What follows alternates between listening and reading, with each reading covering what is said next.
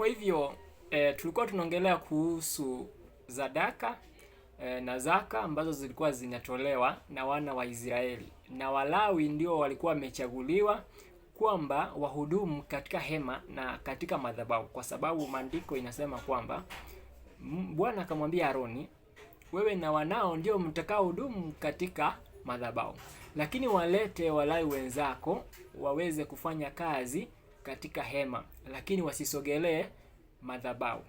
Kwa hivyo tukiangalia katika kitabu cha Nehemia 5 tukianzia mstari wa kwanza, tutasoma mistari michache, lakini wewe utajisomea yote ili uweze kuelewa zaidi. Kwa hivyo tukiangalia katika kitabu cha Nehemia kuanzia mstari wa kwanza, maandiko yanasema hivi: wakati huo wanaume na wake zao wakalia kilio kikuu dhidi ya ndugu zao Wayahudi. Kwa hivyo mbona walikuwa wanalia? Kwa sababu gani? Kwa sababu Mungu alikuwa ameagiza hizi kabila ambazo zilikuwa zinaleta sadaka zao, na ili kabila moja alikuwa amechagua lihudumu katika hema. Walikuwa wameambiwa kwamba hawatakuwa na urithi wowote katika nchi hiyo, hawatakuwa na shamba wala nyumba, yaani hawatakuwa na kitu chochote katika sehemu hiyo. Sasa hapa hawa wanalia kwa nini? Wanalia kwa sababu wale Walawi walikuwa wamewekwa kufanya kazi katika hema, hawakuwa wamepokea zile vitu ambazo zile kabila zingine ama lile kabila ambalo lilikuwa limeagizwa lipokea alikuwa limepokea. Sasa likarudi katika shamba ya wale ambao walikuwa nafaa kuleta zile nafaka na zile zaka zote walikuwa wameagiza walete. Kwa hivyo hawakuenda kulingana na maagizo Mungu aliyowapa. Ndio maana wanalia kilio kikuu, kwa sababu zile kabila zilikuwa kabila 12. Ukisoma katika kitabu cha Revelation chapter 7 ukianzia mstari wa 6 utaona zile kabila ambazo zilikuwepo hapo. Hapo ndipo Mungu akachukua kabila moja la Walawi, kwa sababu kulikuwa na kabila 12 za Israeli. Ndio Mungu akachagua kabila moja tu lihudumu katika hema kama makuhani, na wengine wafanye kazi katika hema hilo, lakini wasisogelee madhabahu. Na wale wengine, zile kabila zingine zote, kazi yao ilikuwa inaleta zile dhabihu, sadaka zote wakizileta katika hilo hema, na Mungu akaagiza wasisogelee mahali pale. Kwa hivyo Nehemia akasikia wakilia kilio kikuu dhidi ya ndugu zao Wayahudi. Kwa hivyo maandiko yanasema kwamba baadhi yao walikuwa wakisema, sisi na wana wetu na binti zetu tuko wengi, ili tuweze kula na kuishi ni lazima tupate nafaka. Wengine walikuwa wakisema, tunaweka rehani mashamba yetu, mashamba ya mizabibu na nyumba zetu, ili tupate nafaka wakati wa njaa. Kwa hivyo wakaanza kukopeshana mashamba, kwa sababu sasa hawana chochote ili wapate hata kitu kinachofanya waishi ama wale, kwa sababu sasa zile mashamba zimekuwa za watu wengine, na zile mashamba ndio walikuwa wanatumia kuleta nafaka katika nyumba ya Mungu, ili pia Walawi wapate kitu cha kupata katika mahali pale wanapohudumu. Sasa hawana chochote wanacholeta, hawana sehemu wanaweza enda watoe walete. Baada kukawa na wengine walikuwa wakisema, ilitubidi tukobe fedha ili kulipa kodi ya mfalme kwa ajili ya mashamba yetu na mashamba yetu ya mizabibu. Ingawa sisi ni mwili na damu moja sawa na watu wa nchi yetu, na ijapo wana wetu ni wazuri kama wana wao, bado inatupasa kuwatoa wana wetu na binti zetu. Inabidi kuwatoa wana wetu na binti zetu kwenye utumwa.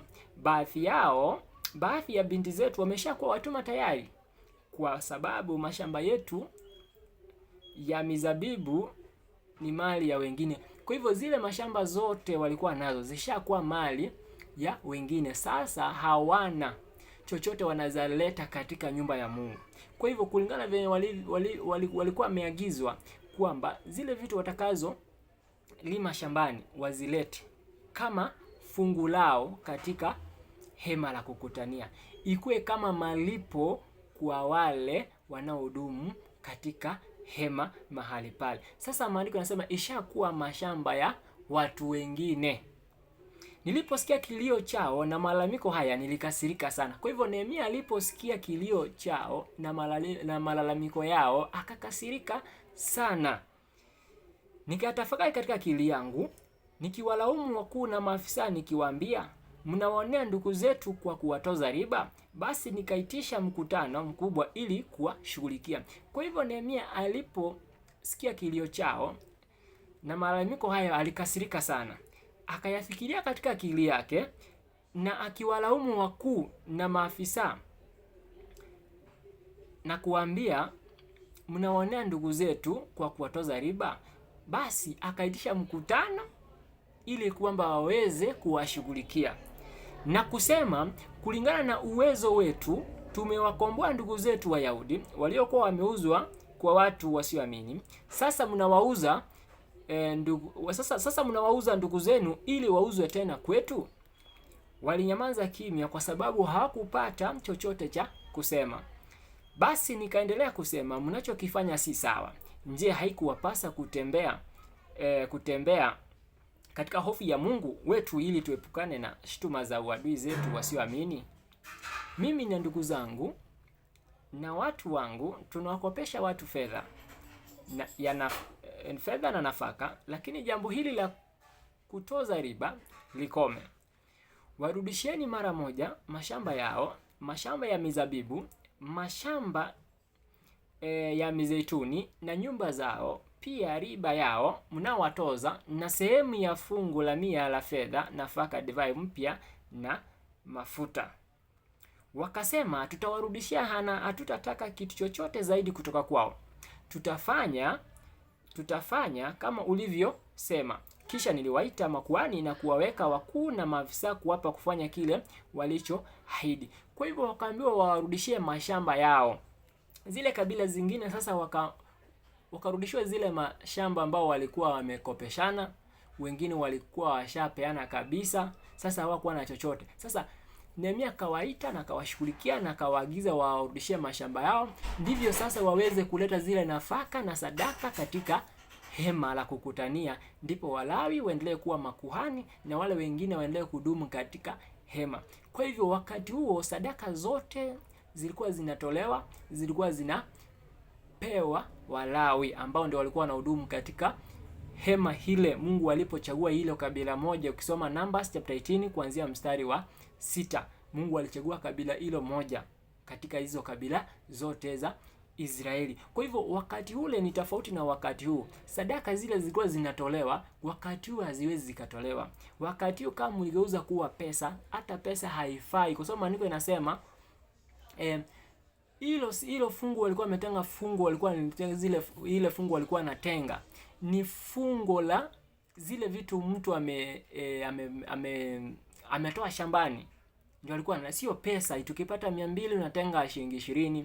Hizo ni vitu za wale watu wapagani, ndio walipanga mambo kama hayo. Kwa hivyo sadaka zote zilikuwa zinatolewa pale wakati huo, zilikuwa zinatolewa katika inchi moja, na hiyo inchi ndio Mungu alikuwa amechagua kabila moja linahudumu kama kuhani na wengine wanaleta. Kenya haikukuwepo, Tanzania haikukuwepo. Kasa kama we ni kuhani uko Kenya, uko Tanzania, unajiita we ni kuhani, we ni mwizi, we ni mnyang'anyi, unaibia watu. Kwa hivyo saa hii hata ukiangalia katika hizo kabila 12, hakuna kabila ulisikia Kenya ilikuwepo, hakuna Tanzania haikuwepo hata moja. Kwa hivyo mimi nashangaa, wewe ulitoa hizo wapi? Na mbona unaibia watu, nadanganya watu? Mbona hufuati mafundisho ya Yesu ikuweke huru, ujue hizi sadaka zilikuwepo, zaka, dhabihu zilikuwepo, zilikuwa zinatolewa kivipi, na nani aliagiza zitolewe, na zilikuwa zinatolewa kwa kabila gani? Na wewe ambaye unaitisha uko katika kabila gani? Kabila yako ni gani? Kwa hivyo hacha kufanya mambo ambayo hayastahili, yalikuwepo, yanalipita na wakati. Ndio maana maandiko inasema hivi katika kitabu cha Waibrania ukisoma mstari wa 10 kuanzia mstari wa 5, maandiko yanasema wakati Kristo alipokuja duniani alisema sadaka na zaka na dhabihu zote zilikuwa zinatolewa, Mungu hakuzitaka. Kwa hivyo hizo vitu hazistahili, ndugu zangu mnaosikiza watakatifu. Hizo ziliisha na wakati, na wale ambao bado hamjamwamini Kristo watakase na kufanya watakatifu, na waagiza kwamba hizo nyinyi mnaabudu sanamu, nyinyi kile mnachokifanya hamkielewi. Kwa hivyo fuata mafundisho na mafundisho yatakuweka huru. Neema ya Kristo iwe pamoja na watakatifu wote na wale wote watakaoamini. Bwana wetu Yesu Kristo awasafishe na kuwakomboa kutoka ulimwengu wa dhambi. Asanteni sana.